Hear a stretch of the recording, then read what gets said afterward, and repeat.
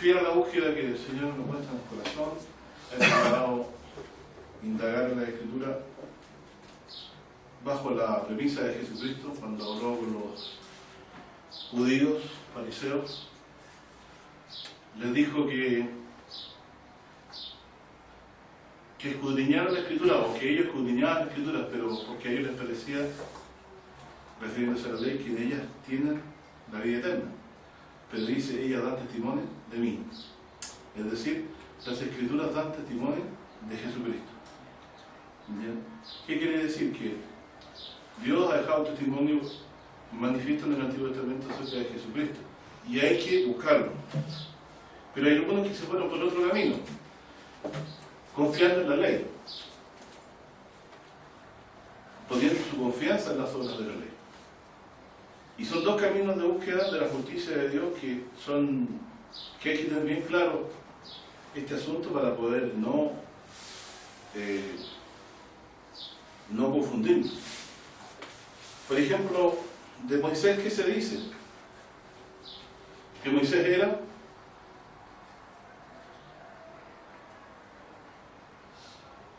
un siervo sobre su casa, fiel, que Dios le encomendó, pero que él no hablaba con confianza. Porque cuando salía después de hablar con Dios, al pueblo ponía un velo en su rostro, para que los israelitas no pusieran los ojos en él.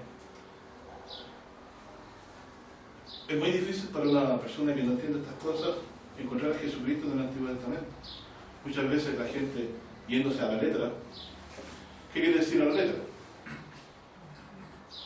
En vez de irse al espíritu de la letra, se va al dedillo de la letra, o sea, a cumplir lo que dice al dedillo de la ley. La ley tenía dos aspectos: mandamientos, ordenanzas y estatutos, pero tenía promesas también. Y la primera promesa la estudiamos el domingo anterior, cuando dice Jeremías 31:31, yo haré nuevo pacto con la casa de Israel. Esto está hablando de algo que no se estaba cumpliendo antes, ni en ese momento, sino que a futuro Dios haría un nuevo pacto con la casa de Israel. Entonces, la Escritura del Antiguo Testamento tiene que tener su cumplimiento. Por eso Jesús decía que una jota y una tilde de la ley perecerá hasta que todo sea cumplido. Es decir, la ley de Moisés tiene su cumplimiento y su fin en Cristo. Vamos a poner ejemplos de esto mismo. Porque esto tiene que ver con las profecías, tiene que ver con las profecías. Pero desde este punto vamos a saltar al otro fin de que nosotros entendamos. Fíjense, vamos a partir viendo primero el Salmo 110, que está citado muchas veces en el Nuevo Testamento.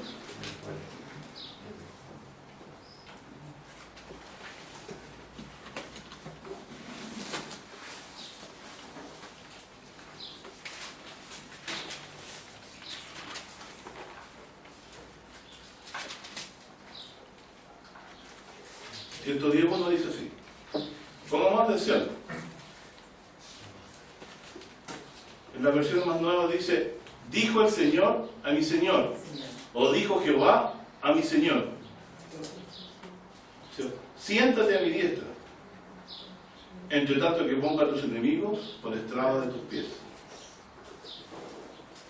Salmo 110, verso 1.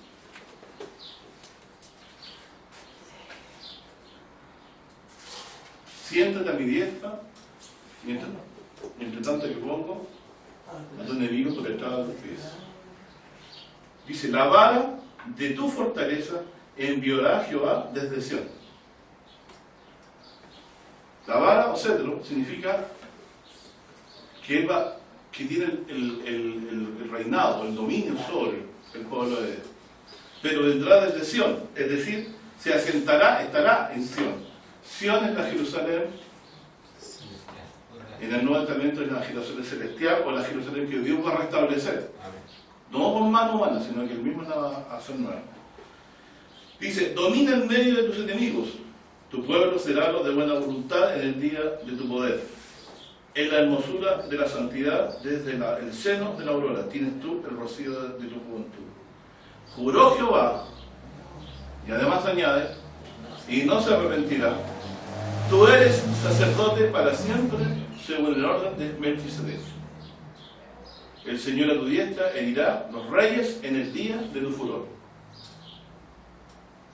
Juzgará a las gentes, llenará las de cadáveres, herirá las cabezas de muchas tierras, del arroyo beberá en el camino, por el cual levantará cabeza. Es decir, que va a ir en aumento el poder de este ungido, a quien Dios le dice: siéntate a mi diestra. Vamos a buscar aquí. Entonces, en Salmo 110, lo hemos estudiado antes, pero no en esta connotación. 110, del 1 leímos hasta el, bueno, completo, ¿cierto? Hasta el 7. Pero en el versículo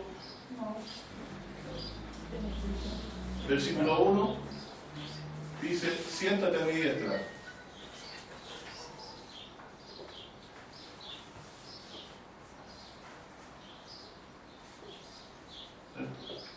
En tanto que ponga a tu enemigo por estrado, o domina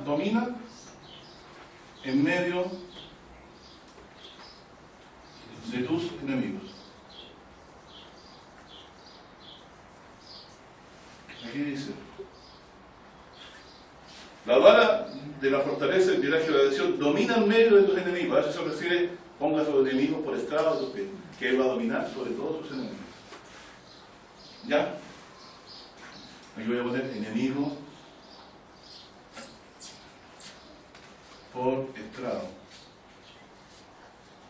de sus pies.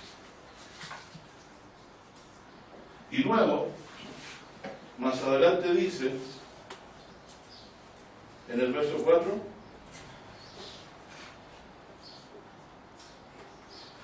juró con juramento de Dios, dice: tú eres sacerdote para siempre,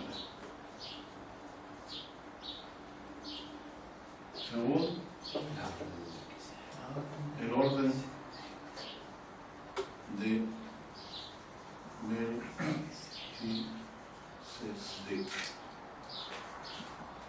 ¿Ya? Melquisedec, decimos también. Melquisedec, o Malquisedec, muchas veces. Así que ahora vamos a meternos en la segunda parte. Estas dos cosas se refieren al mismo personaje. Pero aquí tenemos un rey que domina la dirección sobre su enemigo, sentado a la diestra de Dios.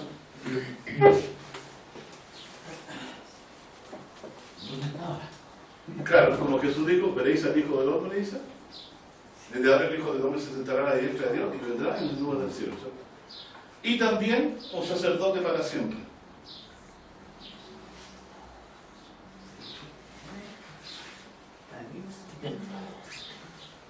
Romanos 8 dice que Jesucristo también intercede por nosotros. Y también dice: si alguno viene pecado, abogado tenemos para con el Padre, a Jesucristo el justo. ¿Y qué dice 1 Corintios 15? Dice: luego, cuando haya quitado todo imperio y dominio, o sea, va a dominar sobre todos sus enemigos, él mismo se sujetará al Padre. Porque así dice la Escritura: siéntate a mi diestra hasta que ponga a tu enemigo por estrado de tus pies. Estas dos cosas se cumplen con Jesucristo.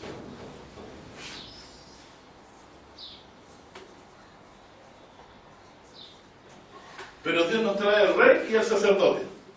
No tenemos un pontífice que no pueda compadecerse de nuestros pecados y ser libre de Dios, sino uno que fue tentado en todo según nuestra semejanza, pero sin pecado y ser. Entonces, abogado tenemos para con el Padre, a Jesús el justo. Jesús, ¿cómo nos juzgará en el día de su regreso? Con misericordia, porque Él dice y enseñó: el que en mí cree no es condenado. Esta es la condenación: que la luz vino al mundo y los hombres amaron más la luz o las tinieblas que la luz, dice, porque sus obras eran malas. Es decir, los seres humanos que no quieren dejar de lado y quieren seguir viviendo en tinieblas, no reciben el Evangelio, porque si lo recibieran tendrían que desechar la obra de las tinieblas. como nosotros que somos hombres pecadores, no porque vivimos desenfrenadamente en el pecado, sino que porque nuestra debilidad, en más de alguna cosa, ofendemos a Dios, pero sí vivimos apartándonos permanentemente del mal, por el temor de Dios. ¿Sí? Eso tiene que ser, porque también dice el Salomón, no hay hombre justo en la tierra, o un hombre creyente que haga bien y nunca peque. Es decir, no hay hombre que no peque, por eso es que nosotros siempre tenemos a alguien que pueda compadecerse de nosotros. ¿Cierto? Pero, ¿con qué diferencia grande? Que ha hecho un solo sacrificio por los pecados. Ha hecho remisión de nuestros pecados. ¿Y cuál es la señal de que la remisión ya fue hecha? ¿Se acuerdan? Examen del estudio anterior. ¿Qué certeza tenemos de que el Señor ha redimido nuestros pecados sobre lo que estudiamos lo mismo anterior? Para hacer remisión tenía que pagarse con algo a cambio. ¿Cierto? Remisión. Pero el texto no te lo dice. Remisión. ¿Cuál es la prueba?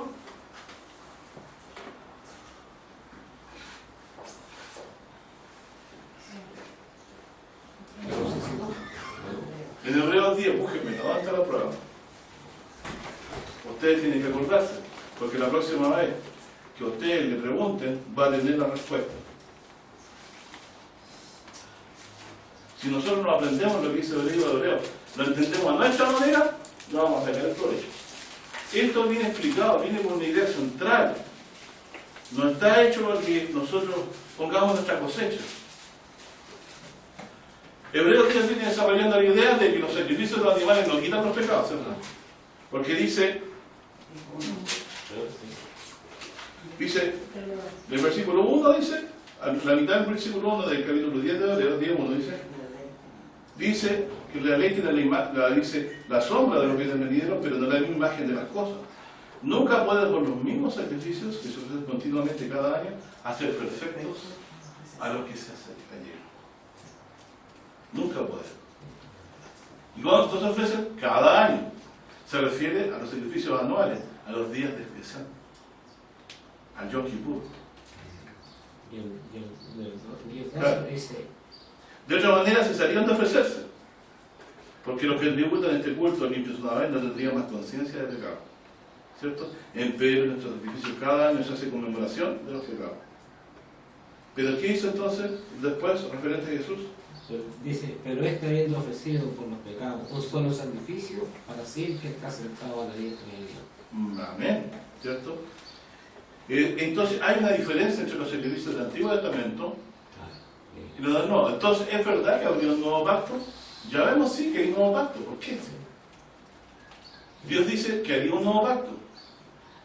Pero ¿qué está cambiando Dios? La forma de los sacrificios, mandando un solo sacrificio por los pecados una vez y mandando un sacerdote según otro orden, no el orden de Aarón, sino que el orden de Melquisedec, que es anterior a Aarón, ¿no? Eso lo vamos a leer en otro momento, pero para ustedes sea suficiente de que se está cambiando aquí los sacrificios y el sacerdocio. ¿Con qué propósito? De traer, ¿qué cosa?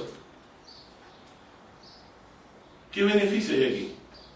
El perdón de los pecados, porque Dios promete del nuevo pacto en que le conoceríamos en qué, en que Él se olvidaría de nuestros pecados e iniquidad, daría la ley en los corazones y escribiría en nuestros corazones y de nuestros pecados y de nuestra iniquidad y no se acordaría más. Miren lo que dice en Hebreos 10 verso, ¿y a dónde está la evidencia?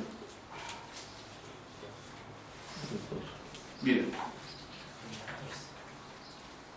¿por qué Jesucristo tenía que ser sacerdote también?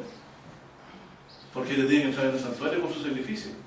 Y aquí dice, verso 10-11, así que todo sacerdote se presenta cada día ministrando y ofreciendo muchas veces los mismos sacrificios, que nunca pueden quitar los pecados, los sacrificios israelitas, ¿cierto?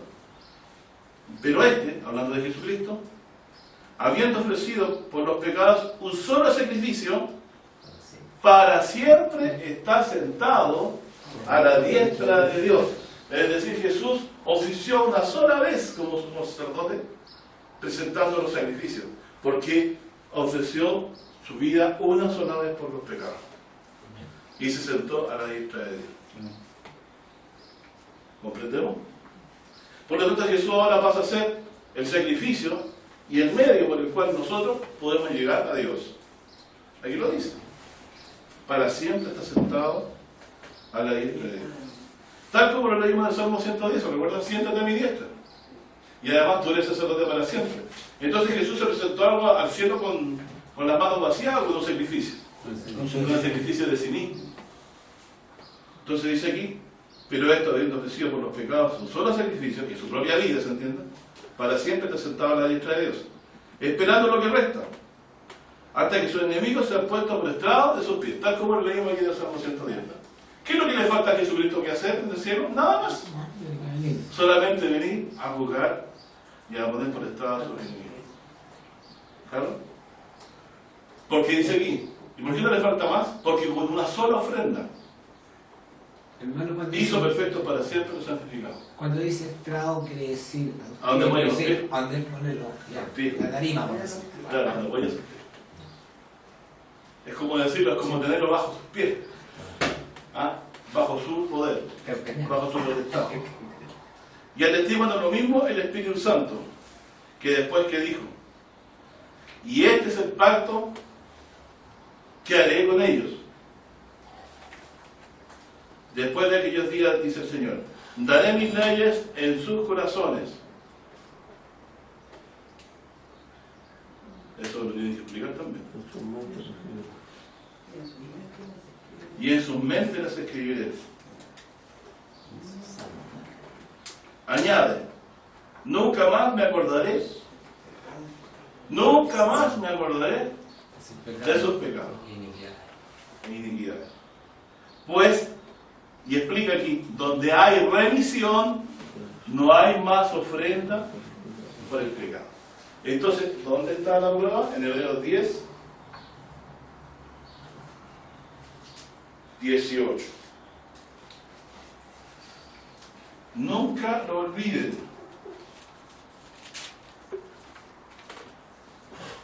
Donde hay remisión, la prueba es que no hay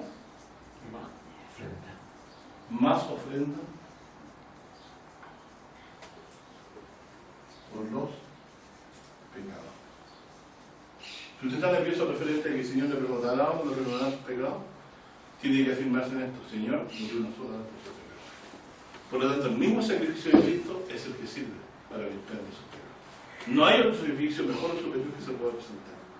Por lo tanto, la prueba de que nuestros pecados están remitidos, pagados, es que ya no hay más ofrenda por el pecado. Es decir, Dios anuló los continuos sacrificios de Israel. Terminan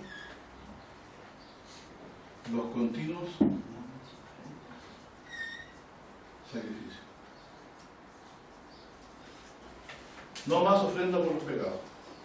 Esa es la prueba de que usted, su pecado ha sido redimido. Que Dios cargó una sola vez los pecados suyos. Todos nuestros pecados. Es decir, aquí Dios puede hablar a nuestro amor, ¿cierto? Dios no nos perdona por parcialidades o condicionalidades.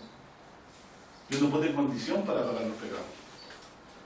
Dice, con todo podrá hacer que alguno muriera por el justo, mas Dios encarece su amor, que siendo pecadores Cristo murió por nosotros. Es decir, a ninguno de nosotros Dios le puso condición alguna. Dios cargó los pecados de toda la humanidad en Jesucristo e hizo remisión por los pecados. De tal manera que cualquiera que leyera en esto podría entrar en el reino de Dios. Pero hay algunos que aman más las tinieblas que la luz. Y es por eso que cuando se les predica el Evangelio, lo desechan. Porque están bajo la potestad de Satanás y quieren continuar bajo esa potestad de las tinieblas y quieren seguir haciendo las obras de maldad que hacen. Por lo tanto, todos nosotros somos llamados a vivir distintos después. Pero eso nace de una conciencia que entendió que es salvo. A ver, ¿qué puedo hacer yo para salvarme ahora? Bajo esta perspectiva.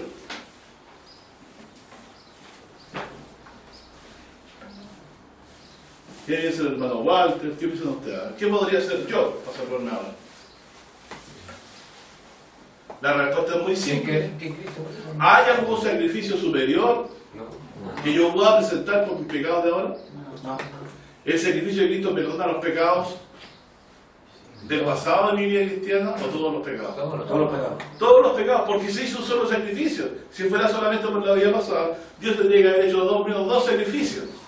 Pero Él hizo un solo sacrificio por los pecados. Pero eso redunda en dos cosas. Que se presenta en los cielos como sacerdote, con su sacrificio de sí mismo, ¿cierto? Por los pecados de la humanidad. Por lo tanto, se terminan los sacrificios continuos. El nuevo pacto da por fijo todos los sacrificios de animales. Toda la forma de la redención es cambiada en el Nuevo Testamento. Por eso dice, el nuevo pacto, como lo hicimos el domingo pasado, es en la sangre de Cristo. La sangre del nuevo pacto. Y esa sangre del nuevo pacto hace provisión para los pecados de toda la humanidad. Entonces, ¿qué tengo que hacer yo para ser salvo? ¿Hacer más cosas? No, hermano, usted ya es salvo, usted es paz con Dios, no necesita nada. Y ahí es donde Dios nos prueba. ¿Cuántos leprosos fueron sanados? 10. ¿Cuántos dieron gloria a Dios? 1, y era samaritano. ¿Cuántas personas han sido salvas en el mundo? Los pecados de toda la humanidad están pagados. Pero ¿quién glorifica a Dios diciendo, Señor, verdaderamente, yo soy un pecador? Creo, acuérdate de mí cuando venga a tu reino. Yo justamente padezco por lo que hice. ¿Quién da gloria a Dios así? El que está en la cruz. ¿Cierto? El que reconoce sus pecados da gloria a Dios. Porque dice, Señor, tú tienes verdad en lo que dices, yo soy un pecador. Y como se declara pecador, pero creo que tú eres el hijo de Dios. Yo soy el pecador, le dijo. Entonces sus pecados les son perdonados. Y pasa que los que estaban invitados a la fiesta se quedan afuera. Y los que estaban afuera son invitados y entran a ocupar el lugar de los que parecían que estaban dentro. Bueno, esto tiene que ver con las profecías. Las profecías están fundadas en esto. Y lo vamos a ir probando a la medida que vayamos estudiando los domingos posteriores, porque vamos a estudiar Daniel, ¿cierto? Ustedes venían preparados para estudiar Daniel. Daniel es en esencia eso. Daniel tiene como esencia esta profecía. Y lo vamos a ver, no vamos a terminar, pero no vamos a estudiar la sabiduría. Vamos a dejar abierta la pregunta. Entonces, cuando estábamos hoy día en la profecía, y estudiamos más profundamente la profecía de Jeremías 31-31 del domingo anterior, ¿se acuerdan? Haré un nuevo pacto con la casa de Israel. Pero vemos que se cumplió también la profecía del Salmo 110, de que el Señor Jesús, cuando resucitó, se sentó a la diestra de Dios y presentó ante la presencia de Dios un solo sacrificio que no se repetirá más, porque es suficiente para redimir los pecados de la humanidad. Y la certeza del perdón es que no se ofrecen más sacrificios por los pecados, porque ya se ha hecho remisión. Dios no requiere más pago por los pecados nuestros. Por lo tanto, nuestra vida no debe estar fundada en tratar de pagar nuestros errores o nuestros pecados, porque ya el precio se pagó, la vida de Jesucristo. Todo lo que usted haga debe ser por cuanto usted ama a aquel que le amó primero. Porque el que le amó le perdonó sus pecados. Por eso no debe olvidar de perdonar a ese que le hace la vida imposible, o a esa persona que le hace la vida imposible. Hermano, antiguamente cuando se hacían los sacrificios duraban un año, era por un año, ¿cierto? Había que repetirlo. Claro, ahí se hacían sacrificios por el pecado inmediato, habían ofrendas, habían sacrificios de tarde y mañana por los pecados que habían. Yeah. Pero todos esos pecados se limpiaban del santuario una vez al año del Yom Kippur. Yeah. Con sangre de expiación del macho cabrío. Pero el pastor tenía que repetirlo, acordarse. Y en ese, claro, en ese día, usted, por ejemplo, se ofrenda por un pecado en el año, o usted estaba pecando y puso su corazón en el sacrificio que se ofrecía de tarde y mañana, porque pueden haber muchos pobres que no tenían cómo ofrecer sacrificios por sus pecados. Y hicieron por ellos. El sacerdote también, si se purificó más de alguna vez o pecó en algo y ofreció sacrificio de para estar limpio, también en el día del Yom Kippur tenía que recordar ese pecado para que sea acepto.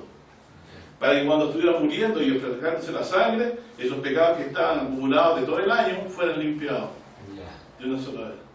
Mas nosotros no tenemos que hacer conmemoración de pecado. Nuestra conciencia está limpia, porque Dios nos requiere más pago. No podríamos pagar, porque con la vida de Jesucristo porque se pagó esto, con la sangre de Cristo, la vida de Cristo.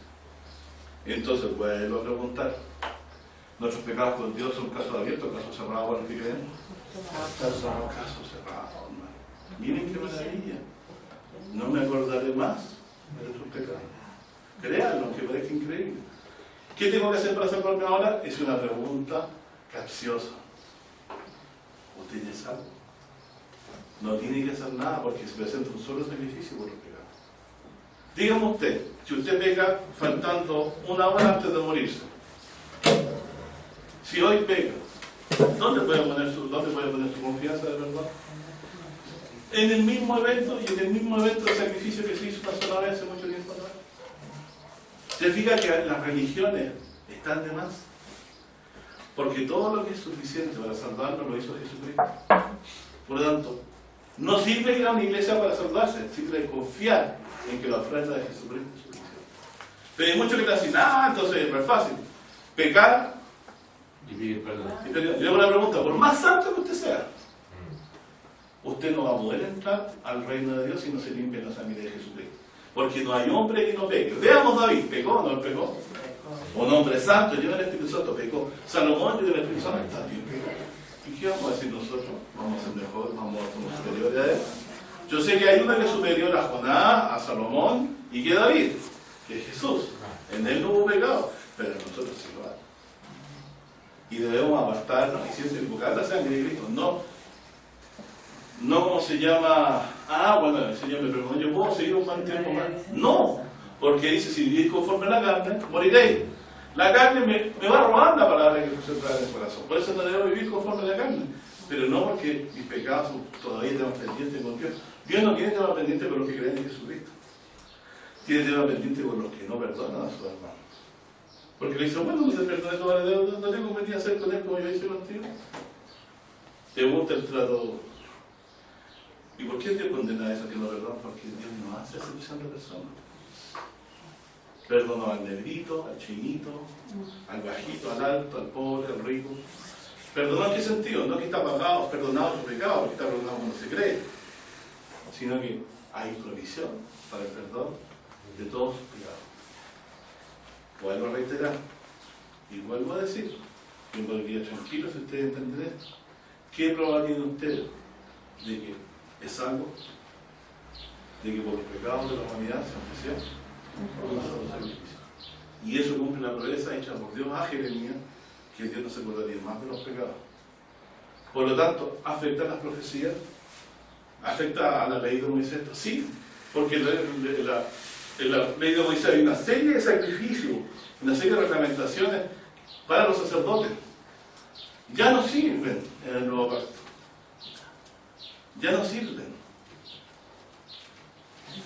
¿Cierto? Dios ha hecho un sacrificio suficiente que puede limpiar las conciencias. Entonces, mucha gente todavía vive con mentalidad de antiguo pacto. Como que Dios todavía olvida pero no perdona. ¿O no? Mucha gente olvida pero no perdona.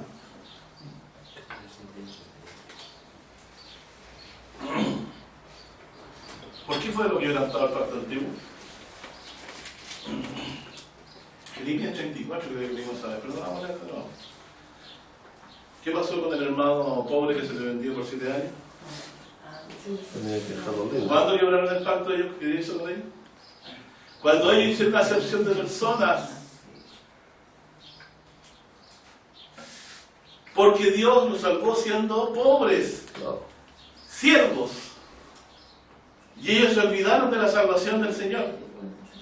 Y quebraron el pacto cuando, debiendo haber dejado libre a su hermano que de 7 años, que se le vendió por pobreza, por 7 años, el 7º año cumplió el 6º y pasando el 7º no lo dejaron libre. Y hicieron promesa delante de sus autoridades que lo dejarían libre, pero una vez que se fue uno solo, que los tenía amenazados por mano de Dios, otra vez lo volvieron a ser esclavos y se burlaron de Dios. Entonces Dios quebró el pacto, hecho por Santo en manos de enemigos. Los sacerdotes fueron muertos, el rey fue llevado cautivo. Quitó la corona, el cetro de los sacerdotes, y echó por tierra el lugar donde estaban los sacrificios. ¿No le parece? Sí. Que precisamente aquellas cosas que son dadas por viejas fueron quitadas. El nuevo pacto dio por viejo al sacerdote, porque Cristo ahora sin pecado presenta un solo sacrificio. Y lo dice el Salmo 110, sacerdote para siempre según el orden de Melquisedec. Entonces quitó un sacrificio, quitó al sacerdocio imperfecto. Sacrificio por los pecados, decía, estoy aburrido de vuestros sacrificios.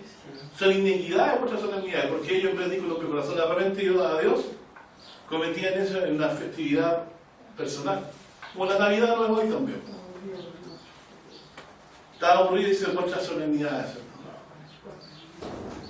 Entonces, y Dios establece un solo sacrificio por los pecados y quita el santuario donde se ofrecían los pecados. ¿No le parece singular la coincidencia? ¿Cierto?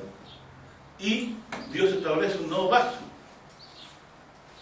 justo antes de la muerte de Jesucristo, por medio de Jesucristo, tal como lo había dicho el profeta Jeremías. Dios provee de un nuevo pacto que nos deja sin pacto con Dios. Por eso dice, justificado pues por la fe, tenemos paz para con Dios, por medio de nuestro Señor Jesucristo. Bueno, entonces, ¿qué estamos diciendo con todo esto? Que el nuevo pacto entra a tallar justo en los momentos también en que empieza a decaer el antiguo pacto y todo su sistema de sacerdocio. En la historia de Jeremías se muestra que el pueblo fue ya cautivo por 70 años. ¿Cierto? Y después de 70 años, ellos volverían a la casa de Israel, a la tierra de Israel. Dios tiene que ver con profecía. Y los vamos a ir conectando el domingo que viene, me digo que usted vaya entendiendo. Pero el nuevo pacto está anunciando el fin de los sacerdotes y del sacrificio de animales que ellos tenían. Y de la forma de perdón. Un perdón único. Un sacrificio único por los pecados. Una remisión única y para siempre. ¿Cómo estaba Dios? ¿Se acuerda que estuvimos también en Ezequiel? ¿Se acuerda que estuvimos acerca de los pastores? Dice, que nos cuidaban a las ovejas. ¿Quiénes estaban encargados de pastorear las ovejas? El rey y los sacerdotes. ¿Y ellos qué se convirtieron? Como dice la Biblia, los escribas se convirtieron en personas corruptas, que se aprovecharon de las personas para aprovechar propio. Como hoy ocurre.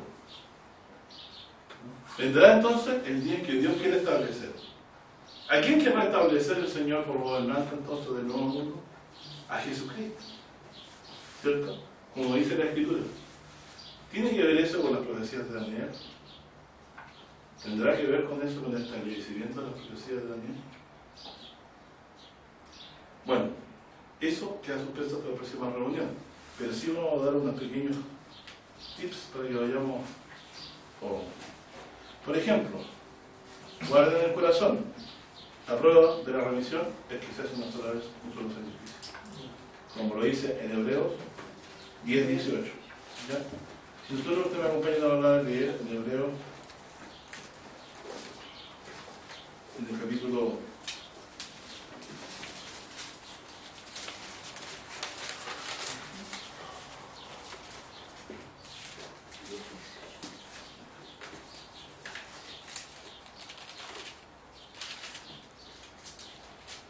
7 dice lo siguiente. Hebreos 7.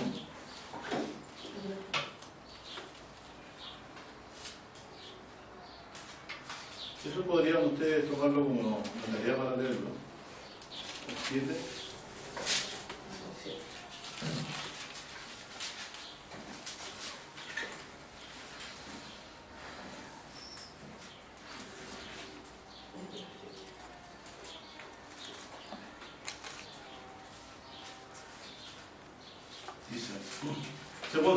Que es nombrado que Cristo Melquisedec. Ya. ¿Quién era Melquisedec? 7:1. Porque este Melquisedec, rey de Salem, sacerdote del Dios Altísimo, no puede ser sacerdote de un Dios falso. El del Dios Altísimo, eso no se refiere a Dios verdadero. El cual salió a recibir a Abraham, que volvía de la derrota de los reyes y le bendijo. Al cual asimismo dio a Abraham los diezmos de todos, dice, de todo primeramente Él se interpreta rey de justicia y luego también rey de paz. Entonces, Jesucristo, según esta interpretación, sería rey de justicia y rey de paz. Traería justicia y traería paz. Y la ciudad en que Jesucristo va a reinar se llama Jerusalén, ¿no? Que es ciudad de paz, para que sepan protegerse. Bueno, aquí, sin padre, sin madre, sin linaje, que no ni tiene principio de día ni fin de día, mas hecho semejante al Hijo de Dios, permanece sacerdote para siempre. Jesucristo le dice, tú eres sacerdote para siempre. ¿Qué quiere decir? Que para ser sacerdote no tiene que volver más a morir. ¿Puede ser un ser humano ser sacerdote? ¿O alguien que Dios haya levantado de los muertos? Jesucristo no muere más, porque Dios le resucitó. Y los que resucitan para no morir más. Por lo tanto, Jesús cumple esta requisito. Finalizando, también dice, verso 11, si pues la perfección era por el sacerdocio levítico, porque debajo de él recibió el pueblo la ley, ¿qué necesidad había de que se levantase otro sacerdote según el orden de Melquisedec y que no fuese llamado según el orden de Aarón? Pues mudado el sacerdocio, es necesario que se haga también mudanza de la ley. Porque aquel del cual se dice de otra tribu es la cual nadie, así dice, sirvió al altar. Porque notorio es que el Señor nuestro nació de la tribu de Judá, sobre cuya tribu nada habló Moisés totalmente al sacerdocio. O sea, Jesús, el sacerdote del orden de Melquisedec, perteneciendo a la tribu de Judá, la cual nunca tuvo el sacerdocio. La que tuvo el sacerdocio fue la de Leví. Por lo tanto, dice, lleva de manifiesto que, dice, si a semejanza de Melquisedec se levanta otro sacerdote. O sea, Melquisedec fue sacerdote y Jesús es sacerdote según ese orden. ¿Quién es el otro sacerdote? Jesús, el cual no es hecho conforme a la ley del mandamiento carnal, sino según la virtud de la vida indisoluble. Pues se da testimonio de él, tú eres sacerdote para siempre, según el orden de Melquisedec. El mandamiento precedente, cierto se abroga. ¿Quién? El de Leví, por su flaqueza e inutilidad, porque nada perfeccionó la ley, mas hizo la introducción de mejor esperanza, por la cual nos acercamos a Dios. Y porque, cuanto más, dice, y por cuanto no fue sin juramento, pues los otros sin juramento fueron hechos sacerdotes, fíjense, mas este con juramento, por el que le dijo, juró el Señor, y no se arrepentirá, tú eres sacerdote para siempre, según el orden, o eternamente, según el orden de Melquisedec. Tanto de mejor testamento es hecho fiador Jesús. ¿Por qué? Porque él recibe el sacerdocio eterno y por juramento de Dios, a diferencia de otros casos. Y los otros ciertos fueron muchos sacerdotes, en cuanto por la muerte no podían continuar. Por eso es que siempre se cambiaban los sacerdotes. Mas este, por cuanto permanece para siempre, porque resucitó, se entiende, tiene un sacerdocio que no cambia, ¿cierto? Imputable. Por lo cual puede siempre salvar eternamente a los que por él se allegan a Dios, viviendo siempre para interceder por ellos. Como dice Pablo, intercedemos nosotros. ¿Cómo intercede el Señor Jesucristo? Porque él ya ofreció un solo sacrificio. Él no está con sus manos sangrantes arriba, ¿no? Porque sus heridas sanaron después de la resurrección, pero sí de cuerpo presente es el sacrificio de aquel. Él en presencia es el sacrificio por los pecados nuestros, que estuvo muerto y vivió, como esta abuela dice, ¿se acuerdan?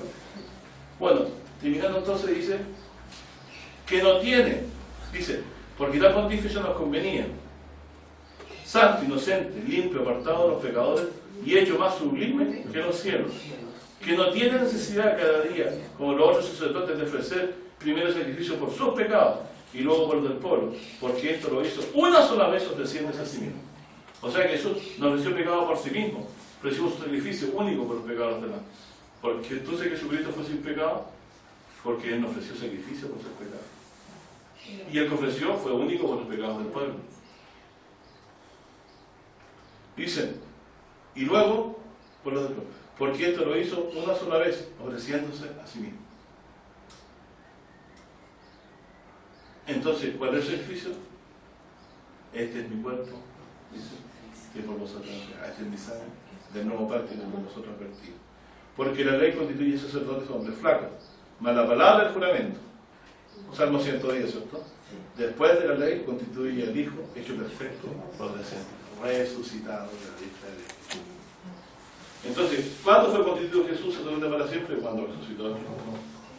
¿Cuándo presentó el sacrificio de Jesús a Dios? Cuando se dio a la diestra de los cielos y se sentó a la diestra de Dios. ¿Y cuándo? Nosotros podemos tener certeza desde el momento que Él ascendió al cielo y se presentó a la diestra de Dios, tenemos un sacrificio a nuestro favor, a un sacerdote a nuestro favor, que presentó por los pecados un solo sacrificio. Y por eso intercede por nosotros. Así que cuando nosotros pedimos perdón de los pecados, no tenemos duda de que el Señor ha pagado por ellos. Pero sí pedimos perdón por lo que la justicia corresponde, ¿cierto? Tenemos que ser limpiados de los pecados. Jesús no murió por sus pecados, murió por los pecados del pueblo, lo dice la Escritura. Mas Él herido fue por nuestras rebeliones, molido por nuestros pecados. ¿Y qué tendrá esta relación con Apocalipsis? O sea, con el libro de Daniel. Leamos para terminar en Daniel 9.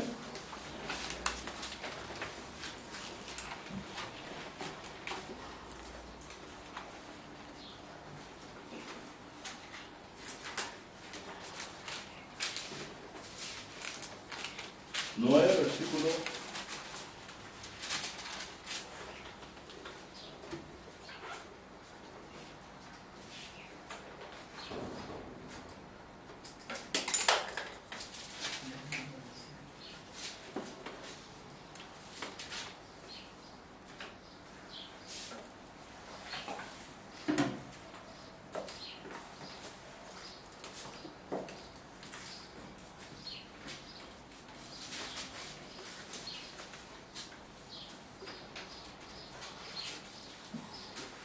Vamos a leer un poquito el 8, vamos a hacer dos conexiones. Vamos a mostrar lo más sencillo posible. Vamos a poner dos versículos aquí relacionados. Vamos a poner Daniel 8.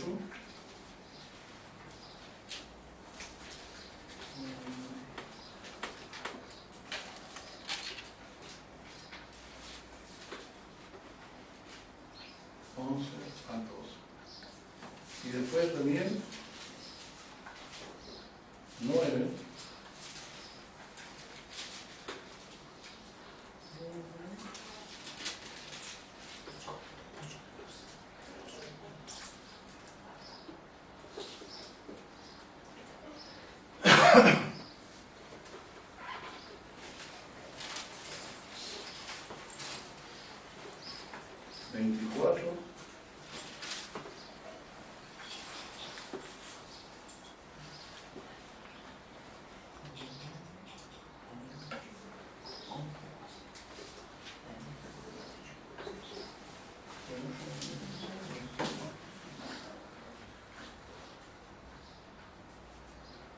Hasta el 28 y 27.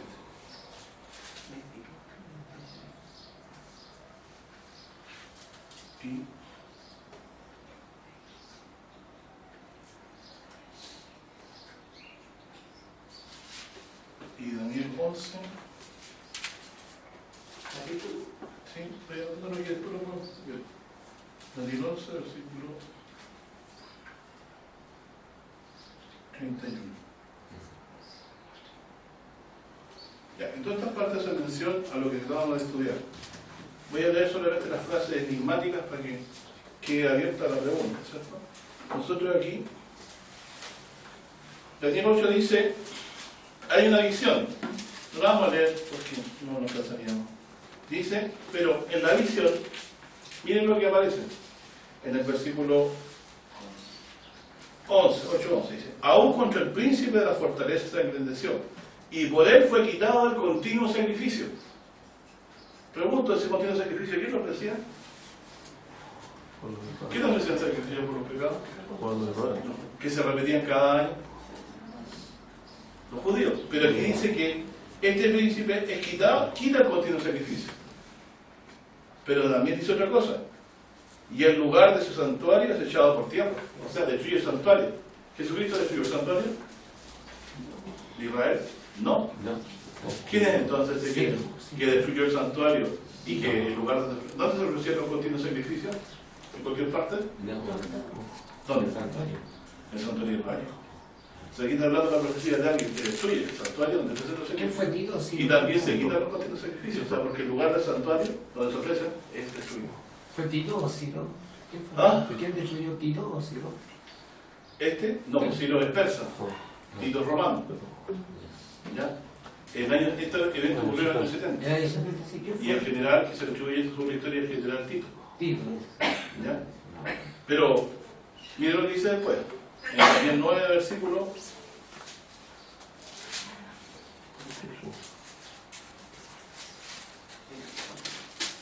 24. Miren, a mí lo que más me interesa de todo lo que vamos a estudiar es una parte de este versículo. Porque si lo entendemos se aclara bastante el panorama. Dice, al principio te ruego, porque Daniel estaba orando para que se cumplieran el fin de los 70 años de cautividad de los israelitas en la tierra en manos de los persas, ¿cierto? Al principio te ruego, 24. 70 semanas están determinadas sobre tu pueblo y sobre tu santa ciudad. En el versículo anterior, el santuario es destruido. Y aquí está diciendo, el santuario, para que sepa, está dentro de la ciudad de Israel, Jerusalén. Y ahora dice, 70 semanas están determinadas sobre tu pueblo. O sea, le quedan de vida 70 semanas a tu ciudad. Y después dice, sobre tu santa ciudad, para acabar la prevaricación. Concluir el pecado. ¿Qué pecado sería? Expiar la iniquidad. ¿De qué expiación de iniquidad está hablando aquí? Dice, y más aún, para traer la justicia de los siglos. Sellar la visión y la profecía y ungir al santo de los santos. Y ungir al santo de los santos. Entonces,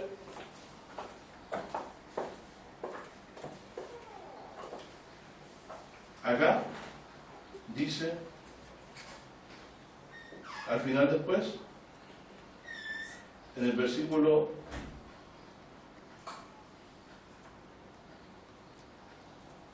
28, al final dice, y el pueblo de un príncipe que ha de venir destruirá la ciudad y el santuario. ¿Qué capítulo? En el 28 al final. Capítulo 1. Claro, estoy leyendo 9, 28. No, tiene 27. Perdón, te dije corrido, tienes toda la razón, 26. Me he corrido leyendo lo malo. Ya. Sí, tiene toda la razón. Gracias, hermano. Entonces vemos la justicia de los siglos, la expiación, y aquí otra vez nos encontramos con que un pueblo, un príncipe, un pueblo de un príncipe que vendrá, destruirá la ciudad y el santuario. ¿Qué ciudad? La santa ciudad y el santuario donde ofrecen los continuos sacrificios. ¿Ya? Dice, con inundación será el fin de ella, o sea, con una invasión será el fin de ella, y hasta el fin de la guerra será talada un asolamiento, o sea, quedará como un asolamiento permanente, destruido. Y finalmente dice en el versículo 27, verso 27, y en otra semana confirmará el pacto a muchos. Se inaugura un pacto aquí, o se confirma un pacto, ¿cierto? Algunos dicen que este es un pacto de un rey, nada que ver con Jesucristo, pero dice, y por otra semana confirmará el pacto con muchos, y a la mitad de la semana hará cesar el sacrificio y la ofrenda. ¿Qué hace cesar el sacrificio y la ofrenda? ¿Que se destruye el santuario? ¿O antes ya se hace cesar el sacrificio y ofrenda? Ya. Después, con la muchedumbre de las abominaciones será desolar hasta una entera consumación y derramarse la ya determinada sobre el pueblo asolado. Y finalmente, Daniel 11:31 dice, y serán puestos brazos de su parte y contaminarán el santuario de la fortaleza, quitarán el continuo sacrificio y pondrán la abominación espantosa. Usted lo vamos a dejar. ¿Cierto? Y después, anoten también Mateo 24:15. Por eso terminamos.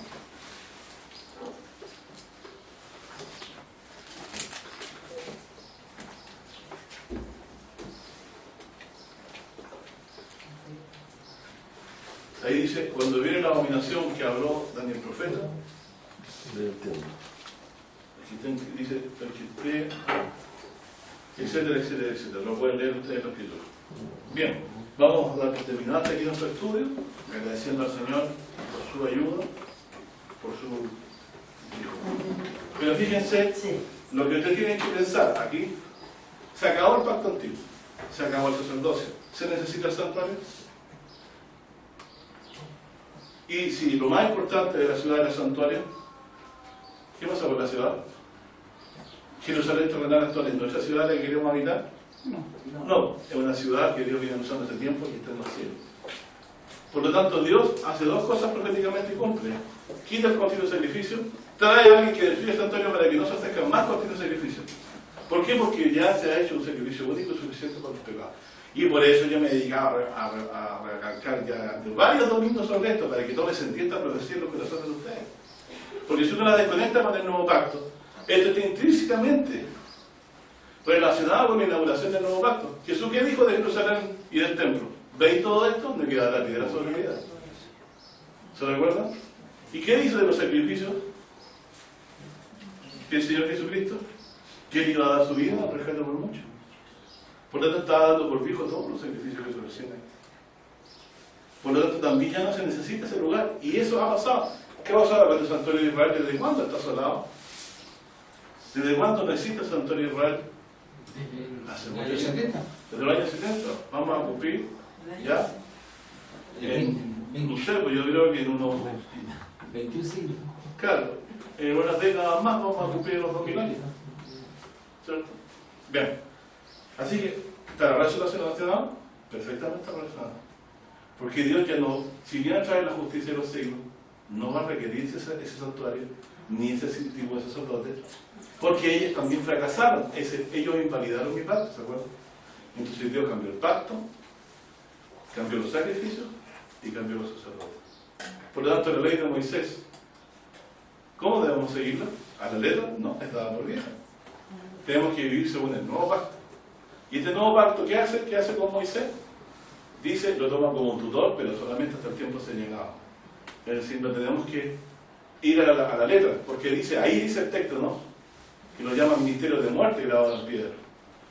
Y nosotros ahora somos, por medio de Pablo, ministros suficientes de un nuevo pacto. No de la letra, porque la letra mata. ¿Cuál es la letra de la que mata? La de Moisés. En la ley de Moisés, si usted no guarda todos los mandamientos, en todos los puntos lo condena a muerte. Pero sí del Espíritu. ¿Por qué del Espíritu? Porque el Espíritu Santo, que por la fe se nos procede para creer en Jesucristo, nos trae en Cristo Jesús el perdón y la vida eterna. Dios le bendiga. Amén.